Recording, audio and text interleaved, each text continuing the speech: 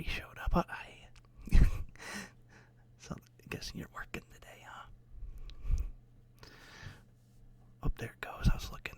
Okay, I see the session thing going now. I was like, uh-oh. But no, we should be all good. Hi.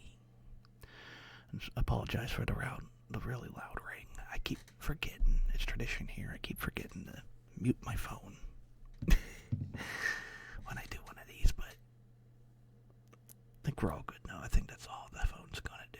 But hi. I can't believe it's the 7th already. It's the 7th of December. We're about to be going into 2024. That's wild. But yeah, I had to get everything all set up real quick. I was like, ooh, seems like a perfect time to do a stream because like everyone's almost asleep and everyone's like it's almost dead in the house today. So yeah. Oh, making sure nothing else happens. I keep getting Norton notifications. There we go. Yeah. Oh, and as always, at the beginning of every stream, or every video, I go talk about that there might be some scuff here and there. Because I do this live in the morning, I apologize in advance. And yeah, we're gonna have, hopefully, it looks like it's warm outside, so it might be a nice warm day today. And we also have the Game Awards tonight. I'm so excited. I don't know what I want them to show. It might just be all awards. But we'll see. Maybe they'll show something good. And I think Gonzo from Sesame Street's gonna be there. That's wild. I don't know what he's gonna announce or what he's going. It'd be so weird if he does the Game of the Year. But yeah. Also, I have my tarot deck as always, and if anyone ever wants a reading during these, I'll do one. But I'm very rookie, so. Also, my chair's driving me nuts. It keeps throwing me off. I hear it squeaking so much.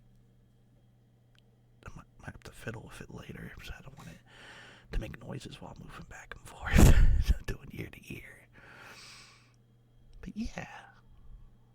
I'm trying to think if there's anything I want to say before I just start diving right in. Because again, I do a little bit of chatting right before I start. Yeah, now my head's going over. I wonder if I just need to loosen up something on the chair because I can't have it squeaking in your guys' ears. That's not good at all. Yeah. And my boy's over there. Oh my gosh, walking my boy today. I was walking him outside and he just rubbed his head over something very nasty. So I was just sitting there for most of the morning cleaning my boy's face off. I love him so much. It was so dirty. But yeah. And also, oh no, now my brain's going blank. I think that literally all there is really that the Game Awards. It almost being the weekend already. Had a lot of great people over the week. Doing a lot of really cool, sweet streams. Oh no, she's still here. I saw you gifted me a sub earlier. Thank you, Maury. That was so kind of you. Your emotes are so cute. Yeah. I actually have it up on Reddit already. Make sure my phone doesn't do anything else. Maybe I should mute it. We'll roll the dice. Because I actually have the stories up and ready already. That's a really loud car. Excuse you, car. I'm trying to not wake everyone up here. Yeah, because we live in a village and I live right in front of a road, so they're gonna be coming by over and over. Shouldn't be too busy today, but we'll see. Yeah, I think that's about it. Again, just be hyped for tonight. I think there's other people that are going to be streaming today, so be excited for Oh yeah, maybe I was thinking about updating my model pretty soon. I'm not sure. Could I have two costumes for her? But I would love to make the snake that I use really like a lot more cuter. Again, I did this all myself. And, I was thinking about it. I seen some really cute drawings of Shishinoku snakes. I was like, oh my god.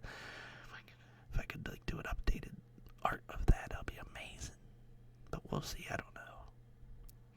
Cause I'm using because my computer is really like old. This is a 10+ year old computer, and I like to keep it easy. That's why I do these kind of streams where I do ASMR and I do like a little image in the background because I do as much as my computer can take. So maybe someday I can update it a little bit and it'll be nice. Cause yeah, that's some ideas. But we'll see. But yeah, this first story I actually popped up while I was in the bathroom because I was looking for some of these. I wait because after a week the site updates and they end up doing a lot more stories than I thought they would this time around. It's getting close to Christmas, so I imagine there's a lot of Christmas themed ones, so we'll see. But this first one I got up is Child's Play. And this is a story written by Aptomix. A-P-T-I-M-E-X. Aptomix. So let's get started. When his car backed into mine, the first thing I felt was a sense of relief, which was especially irrational thing to feel with a body in your trunk. The other driver started apologizing as he opened his door. As I stepped out, I noticed that the impact had jolted my trunk wide open. I bolted over and slammed it shut just as he came around. I stepped towards him, flashing a nervous smile. My trunk made a soft clunk as I opened back up. Oh gosh, bet your latch broke. Don't worry, I've got insurance here somewhere, he said, juggling several pieces of paper. Had he seriously not noticed? I turned around and froze again, this time from disbelief. For the first time in over a year, my trunk was completely beautiful, merciful, empty. He kept talking, but I barely heard a word as my mind raced backwards. 22 days ago. Ooh, 22 days ago, saying fuck it and loading my groceries next to the gold corpse. Says registration, no. 186 days offering to drive Stacy home. She was too nice to say anything about the smell. Oh, found it. 292 days ago, sobbing on the concrete floor of my garage after discovering yet another body in the trunk. My license, if you... 4 hours before that, screaming in frustration as I dragged the newest body out of the trunk into the mud. I kick it over and over and over, spraining my ankle. My fault. 30 minutes before that, dragging the second plastic wrap body for the woods towards the ravine. Get it to you. 6 hours before that, the nightmarish panicked I fell when I discovered the second body. I can't go through all that again. I slept towards the mountains in ambulance. 293 days ago, picking up my car from the impound lots, wondering how quickly I can sell it. Wait, is that 295 days ago? My lawyer says there's not enough evidence to prosecute. That's not. 324 days ago, the CCTV footage on the news. The indoor cameras see the cashier leaving the store. The outside cameras don't. I didn't.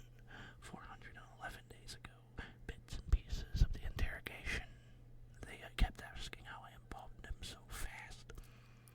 The sudden silence snaps me back into the present. He's transfixed by his car, trunk wide open, revealing a tightly wrapped bundle of translucent plastic and duct tape, just transparent enough to tell what not who. A smile spread across my face. I can't help it. I started giggling, chuckling, laughing. like an unstable person, just like a woman did when I collided with her car 412 days ago. The man looked at me with horror and confusion. I can barely breathe. I was laughing so hard, basking in this insane relief. I should warn him, comfort him, something. But in this moment I felt compelled. I remembered the 3 deranged words shouted at me 412 days ago. Still grinning, the man on the shoulder had shrieked, "Tag, you're it." Oh. Well, that was a fun one. I'm trying to think of what happened there. I was reading it because it kept going back and forth because he was trying to think of what happened.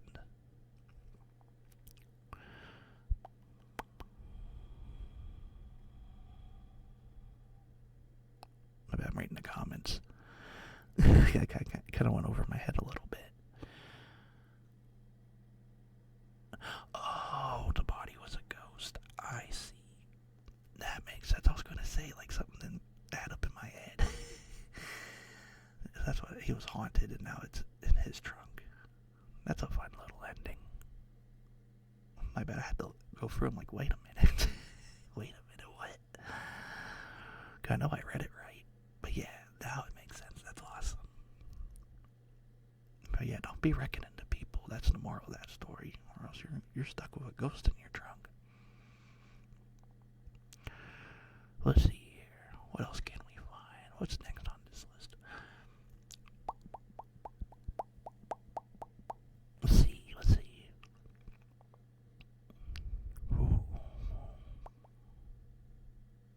Ooh. Yeah, let's do this one because I'm going to drink real quick. Because again, it gets a little dry. It got dry real quick already. As always. Got my metal container of water. Yeah. Because again, when you're doing these kind of things, you really need water.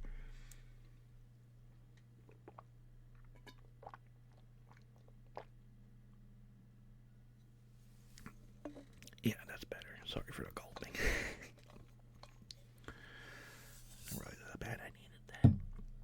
Alrighty.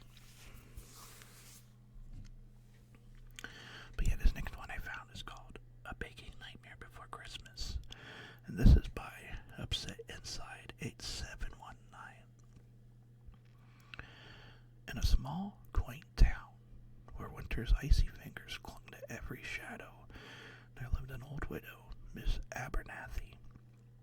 Her dilapidated cottage, nestled among the ancient oaks, stood in stark contrast to the festive decorations adorning her neighbor's home. Yet she held on to her tradition, a Christmas Eve ritual known only to her.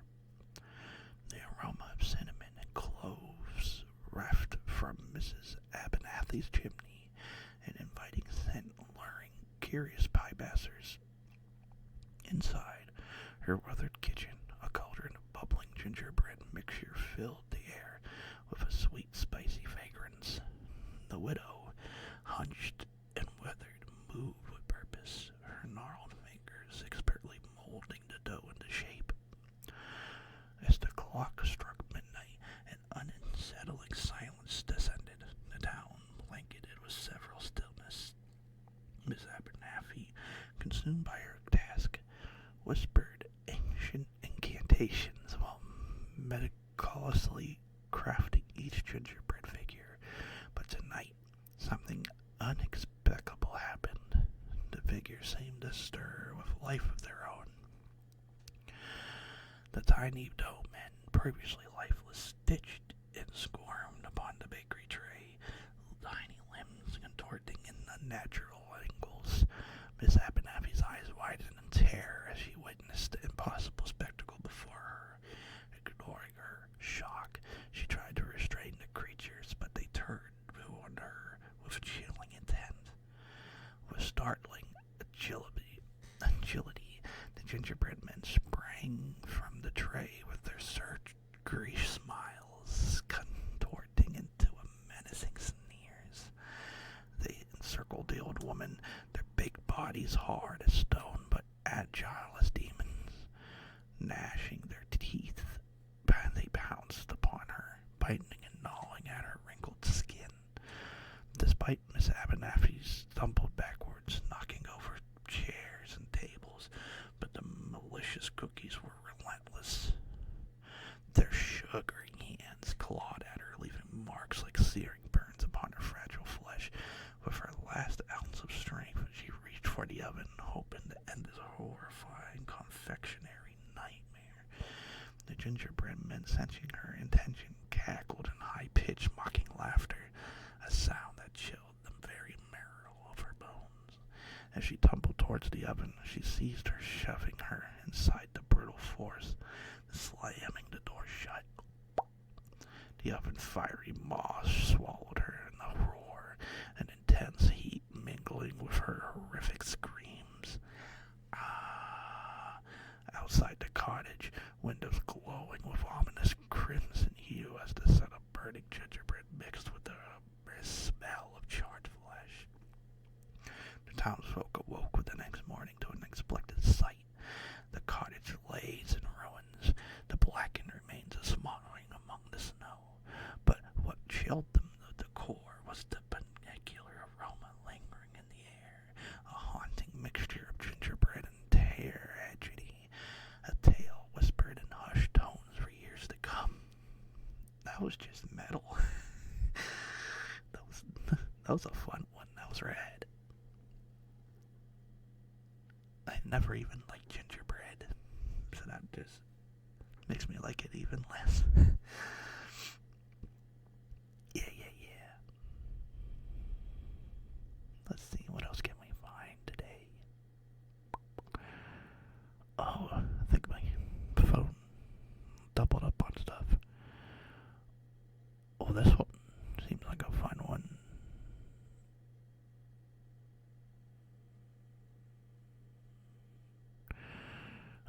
Sure, we'll do this one next. Make sure everything looks good again before I start the next story. Yeah, we looking good. My boy over there snoring. He's sleeping to this right now. He's smelly too. I'm gonna have to wash him later. Chico, Maliko, baby boy, doggo. Anyways, boop. This next one is called Dear Diary. Bella has locked herself in the bathroom, and this is by Waiting for Mid-Moon, March 10th, 2024. I didn't believe it at first, none of us did, and it's not until today, after the constant screams of broadcasts and breaking news announcements, that I finally realized just how fucked we really are. A global pandemic has emerged once again, spreading through the human race via airborne molecules and direct contact. It's faster than 2019. It's deadlier than 1918. I can only imagine how long it would be this time before I could touch another human. Interestingly, they're calling it Stage 1. Stage 1 infection. Once infected, people are quickly changing. We already have our own word for it, like it's some sort of trend. The changing, the turning, although these terms are used mainly by the older generation, while the younger are calling it modding or altered. June 30th, 2024. Stage 2 revolution. After 106 days of pure hell, what is remaining of the human race, which isn't much, have sought refuge underground. I am one of the lucky few, or unlucky few, depending on how you look at it. I hate this. I miss my family. November 14th, 2024. Stage 3 aftermath. We somehow made it work. What was thousands of years of survival information in the modern day brain, we've actually managed to recreate a world viable with a small society that lasts for decades, underground if needed. A sweet 10-year-old girl called Bella lost her family during stage 1-2. We all kept the other company down here. She needs a mom, and to be honest, I need a reason to live. I miss our beautiful planet. I miss the simple things. May 13th, 2027. Stage 4 resurfacing. Our soil has been contaminated for multiple years now, and our reservoirs floors are silently poisoned from the diseased blood and decades remained. But we have won. The human race has somehow beaten the viral apocalypse, which we decided to call it anyway. Bella squeezed my hand as I felt the sun upon our faces. We're finally home. June 27th, 2027. No one could have imagined what was to come now. We're rebuilding our lives on the surface, a bit very slowly, but the nourishment we sucked in absorbed from the atmosphere and the food and water we've consumed from the contaminated earth is no longer working in our favor. It begins a rash. A rash starts on the face that spreads through the hands, forearms, and torso. The person becomes highly contagious and highly irrational and delusional and can lash out at anyone who comes near them, scratching and biting. If they successfully break the skin, the next person is doomed. Within 2 days of appearance, the rash develops into an abscess that fills with fluid, breaking open and spewing green pus in all directions. The scabs will eventually fall off, taking the remaining layers of skin with it. By day 3, the patient is no longer considered human. They are rapidly grow and change molecular structure. Their rage is something incomprehensible. I guess this is now stage 5, July 1st, 2027. I have a rash. Bella has locked herself in the bathroom. That won't last long. Well, damn. That was just a straight up disease horror story. Short and sweet. That was real nice. Gosh, I don't even think I could take any more diseases. My goodness.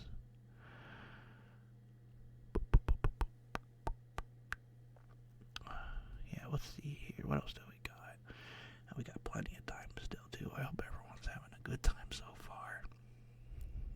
And if you're asleep, then amazing. And if you're asleep during work, then double amazing. Sleep on their time. Let's see.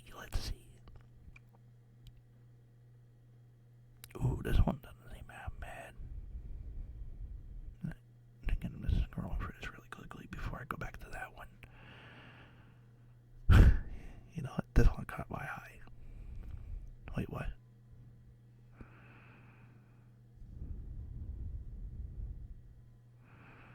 Okay, maybe I won't read that one. As soon as I see the words "not safe for work," I think I'm fine on that. Luckily, it tells me. I'm happy it tells me if it's like that or not. I read some things on here, but I don't think I want to read something that involves that kind of stuff.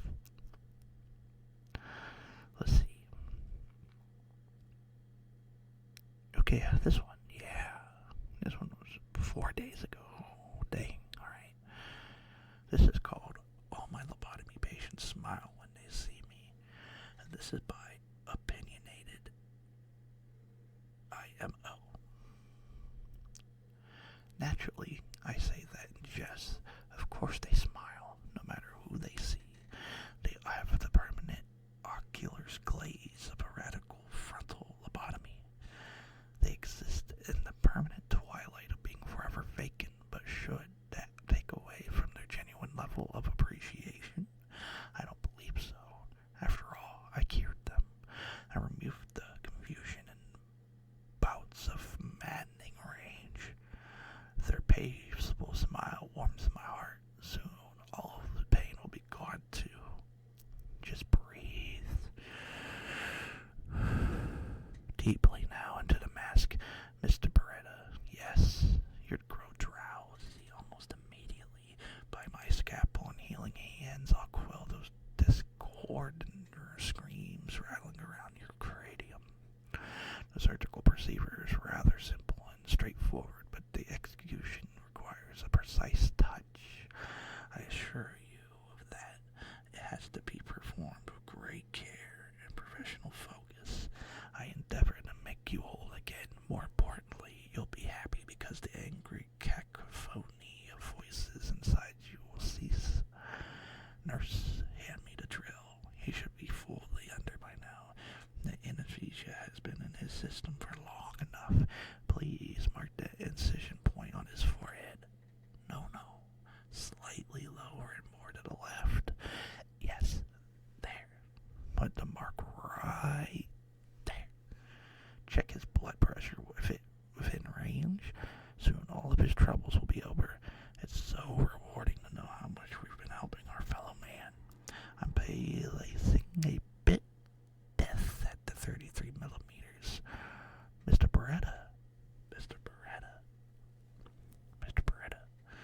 do you feel?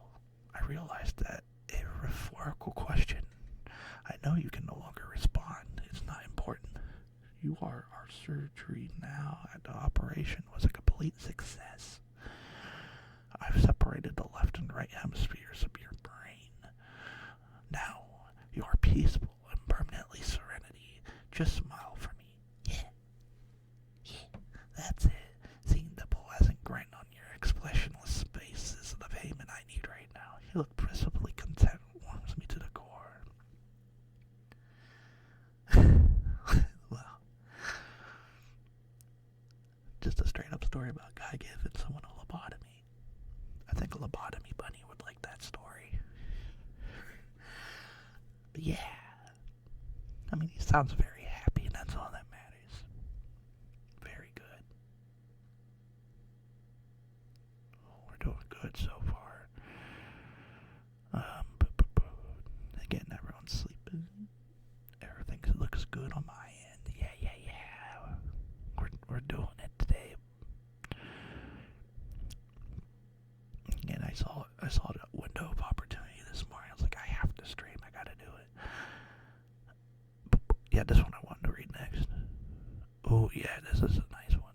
Nice, short, decent. This is called How Do You Think She Died? And this is by Milk Tea Devotee.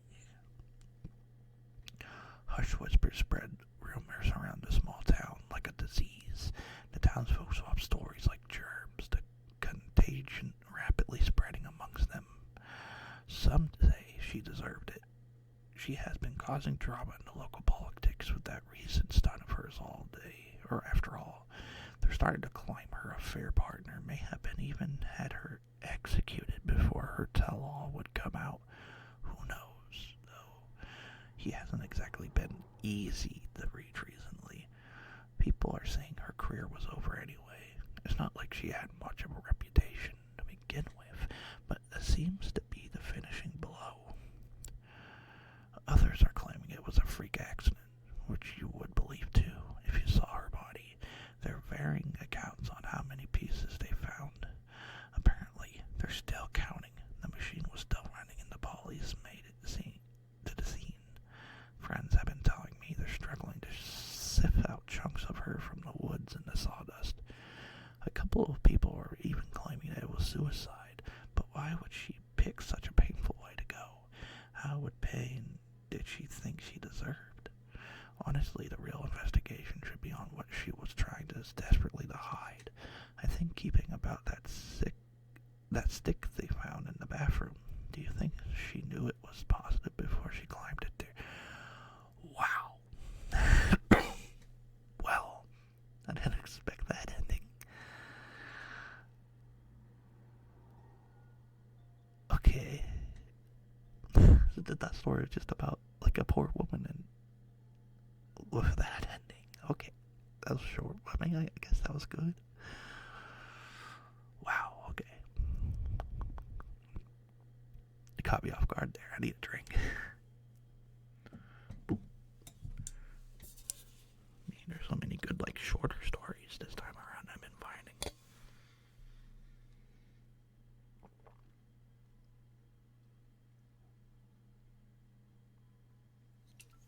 Oh man, much better.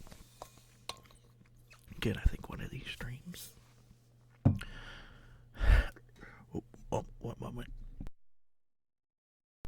Oh, there we go. I didn't want to cough in here. Thank God for the mute button. But yeah, there was one stream where I didn't have water and it was a nightmare. So yeah, I'll always hydrate. Oh, I actually think. Oh no, these are all new. Let's see. What can I find?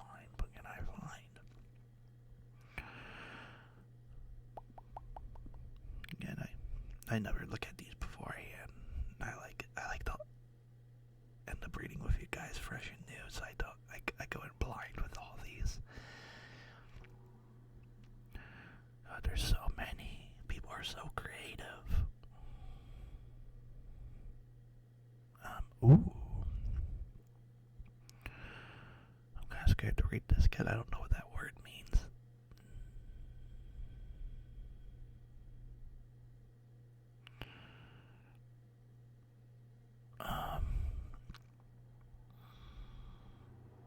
Okay, we'll do it. This is called antimnemonic. I can't even say the word. It's Antimnemonic.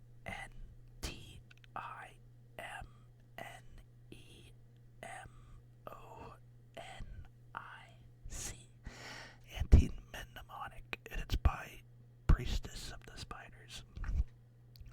It is late, and you are very, very tired.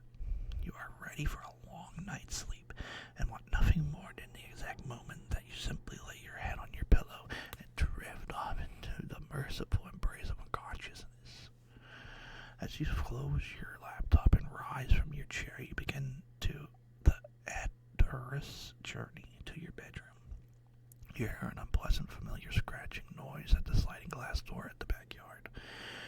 Your dog wants to go outside to make his territory one last time for the evening. You groan, knowing that if you don't let him out, he will simply do his business within the house itself. You open the door to let him out. The dog bounds outside happily, excited for an opportunity to urinate on the same grass he always does, while you stand impatiently waiting for him to come back inside. The whole affair is over and done with. He doesn't come back, though. It's been nearly 5 minutes now, and he's still out there. What on earth could be taking him so long? You call out for your dog to come back inside, whistling a few times for good measure. Usually that brings him galloping back in seconds, but after another 5 minutes of no dog, you realize, begin to grumble curses to yourself and stomp your way outside, determined to drag the beast back inside if you have to. You really want to go to bed. You find your dog standing in the front of the shed, staring intently at it. "Come on, you stupid," you start to say before you notice while the dog is so focused on the shed. The shed door is open. You begin to realize that you never actually used the shed before, never even stepped foot inside of it. It came with the property, and you've always been aware it was there, but for some reason, you just never felt any need to investigate it. Perhaps I've been too busy, and you think to yourself, but you know that's a lie. You know with absolute certainty you didn't open the door to the shed. This fills you with deep, primal fear. The dog is still staring into the darkness within, and you notice only how that his tail is stuck firmly between his legs. You see something shift in the shadows. You can't tell what it is. It moves like nothing you've ever seen. It all happens in a flash. There's a yelp, a creaking of rusted hinges, then silence. Your confusion while you're standing out in your backyard staring in the closed door of your shed. You shuffle back inside, puzzled. I must have been stargazing, you think to yourself. Only on the way inside, you trip on something. You swear and look down at the offending object. A dog bowl. You wonder where it came from. After all, you never owned a dog. Ooh. That last part gave me a little bit of goosey bumps.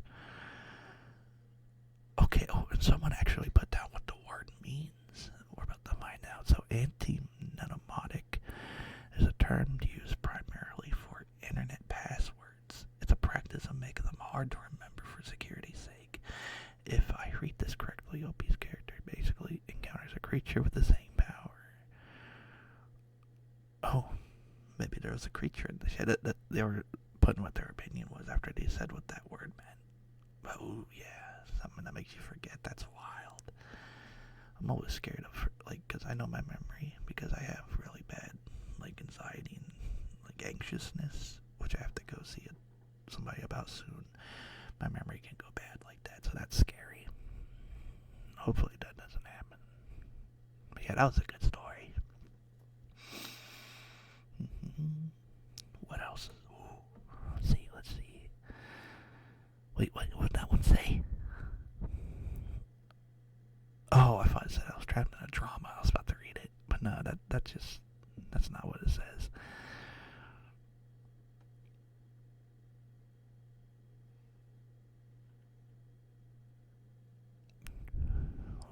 One story's called My Pregnant Wife Keeps Getting Skinnier, but that's a scary story for me. I want my wife to be happy and chubby. No. We'll read this one instead. This is called, well, what if this is sad?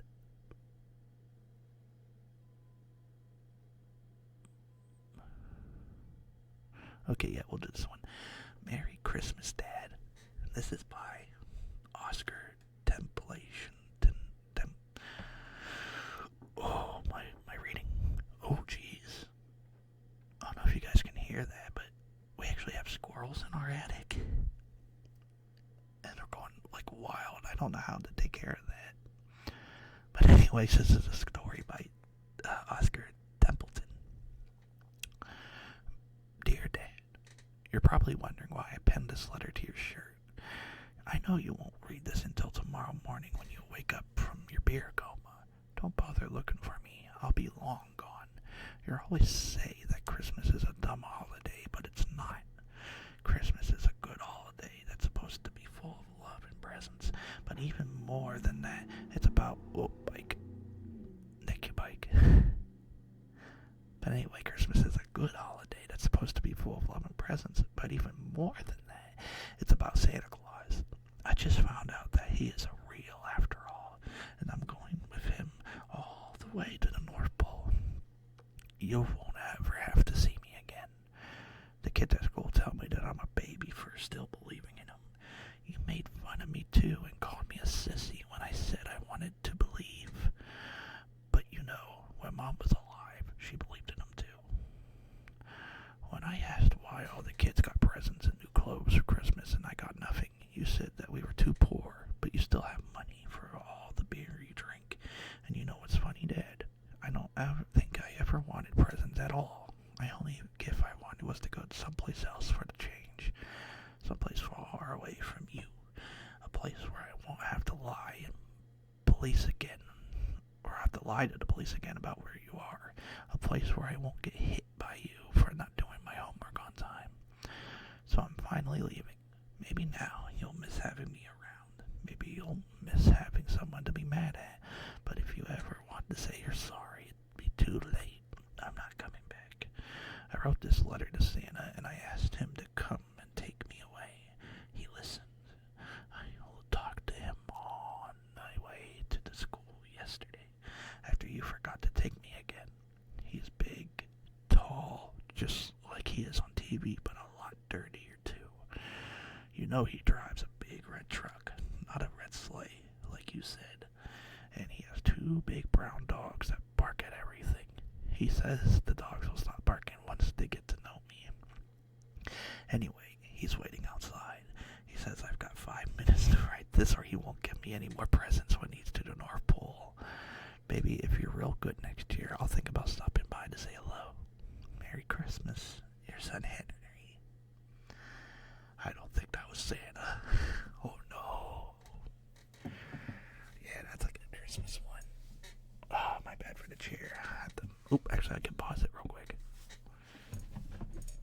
I don't think it muted. Sorry.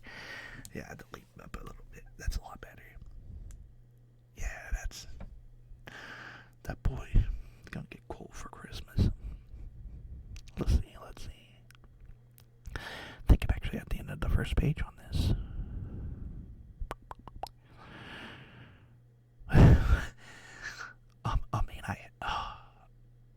I have to read this one. The story's called So You're Trapped in an IKEA. And this is by Jam Friends. You can't leave any time you want. Oh, one moment.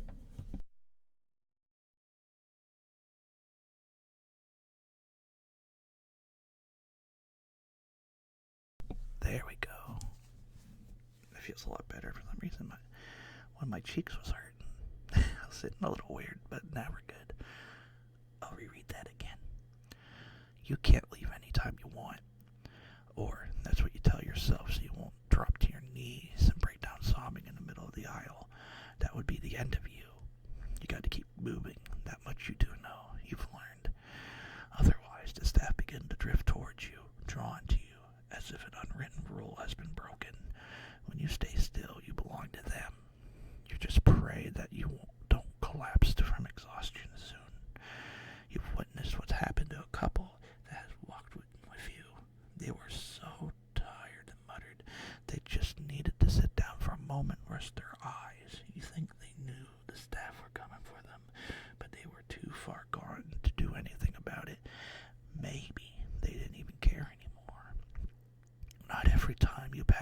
sofa section, you see a blood-stained fabric on the philosophy. You think you have to stop eventually. The staff know it. You walk the room again, trying to shuffle slowly enough to conserve your strength, but not so much to attract her watchful, hungry eyes. Your worst part is as you continue on, your seemingly endless cycle. You could see the exit just beyond the lamp section. Each time you pass it, you tried to pull yourself away from the others to reach those automatic doors. But there is always something that stops you from leaving. Sometimes it's warm glow of the menarp that draws you in, leaving you powerless to escape it. Other times you find yourself staring open-mouthed at the hive-like openings of the endless calyx stocked upon each other, which the staff lively moved in and out of. You see other people walk in the circular path, but they can't stop and stare, measure, even sit down, and the staff ignore them. You've grown to hate them because they can do something you never will. Leave. You rack your brain. Where did you go wrong? Why are they free to go but not you? Were you simply unlucky? Was it the meatballs? You couldn't get tired now. It's been days. You aren't even sure how many. The loop past the sofas again, the massive rusted color stain on the philosophy taunts you. You wonder how many more times you are able to pass it until you no longer have the energy to do so. Another person gave up yesterday. She simply sank into the soft mattress of the burnous and pulled the covers over her head, perhaps so she couldn't see them coming. Maybe she was onto something. You moving so slowly now that the staff began to trail you, just a few steps behind, aware that almost time as they can taste the weakness in the air. You see the philosopher once more. This time you can sense that it'll be your last. Maybe you'll sit and rest for a moment after all. Oh, that damn IKEA. Also, I apologize because the names of this stuff is so fancy I don't know what it is. It's spelled FROSLOF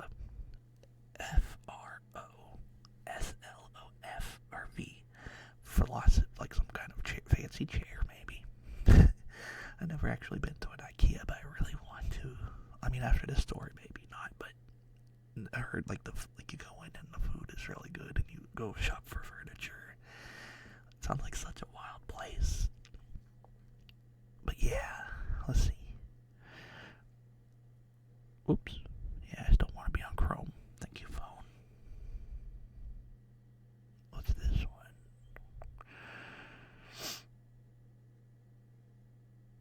Oh, I actually did some by him already. Maybe I'll do this one next.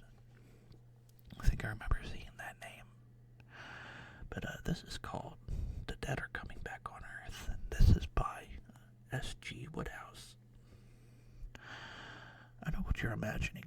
The dead rising from the earth like zombies and marching towards the living to consume their flesh. But what happened was very different from that.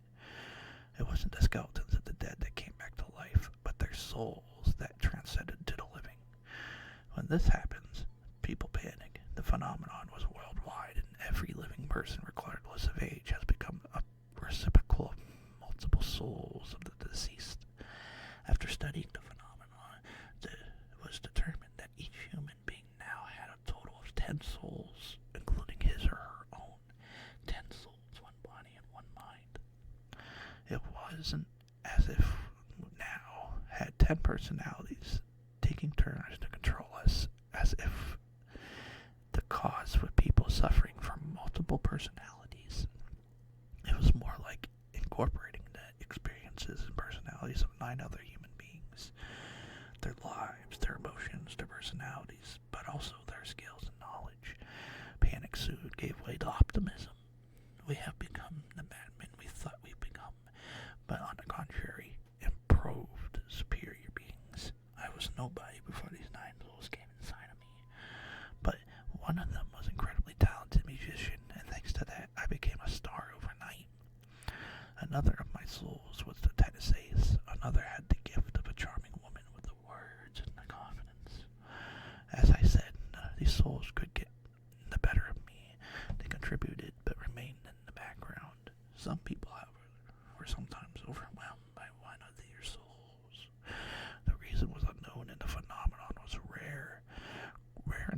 research into expelling these souls were quickly buried.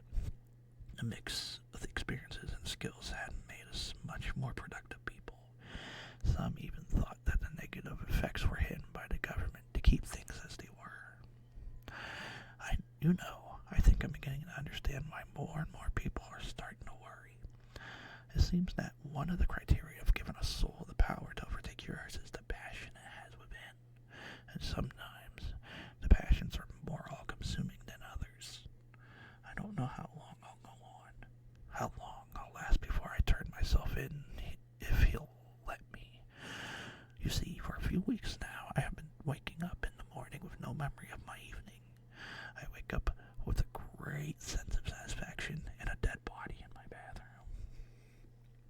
Ooh, that's a very fun one. Imagine having a whole bunch of souls making you very talented, but also the risk is that they're all random people. Whoa. Yeah, that's a real good one. Let's see, we're about 40-some minutes in. I'll just keep going until maybe into the 50s. Ooh. Whoa. That scared me.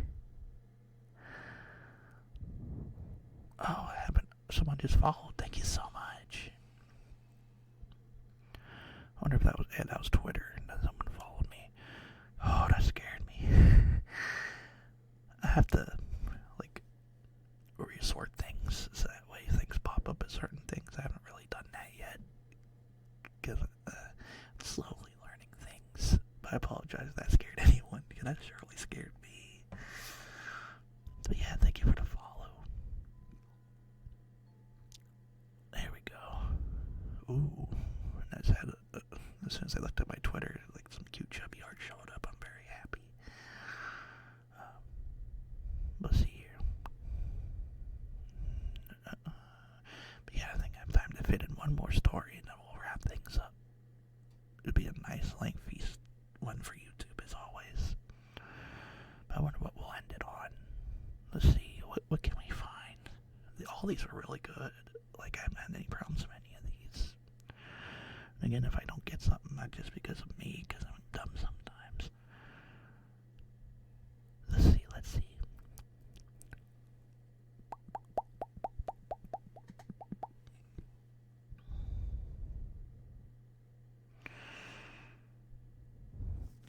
Okay, we'll do this one. I'm terrified of what might be on the other side. Am I wrong for opening the door? And this is by Milk Tea Devotee. Oh, we did another one by him before. I think just earlier on.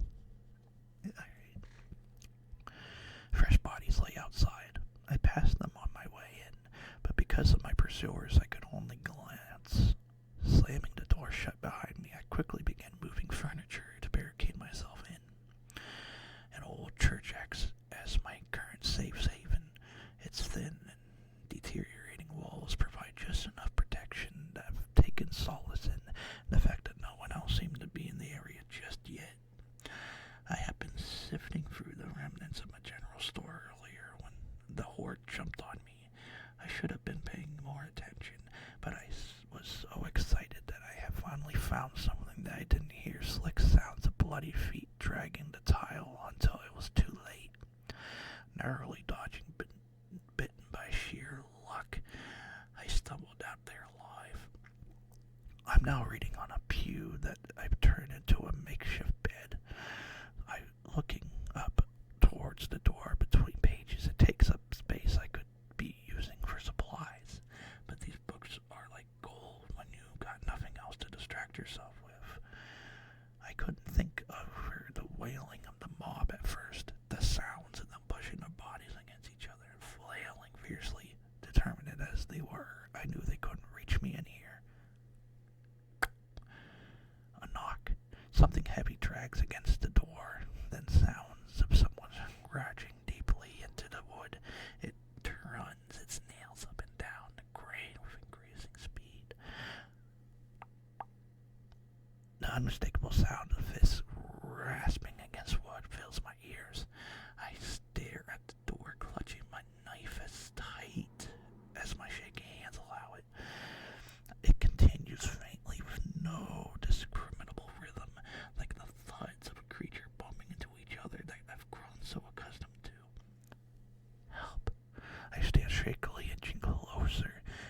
so long since I've heard another person's voice that sometimes my mind plays tricks on me.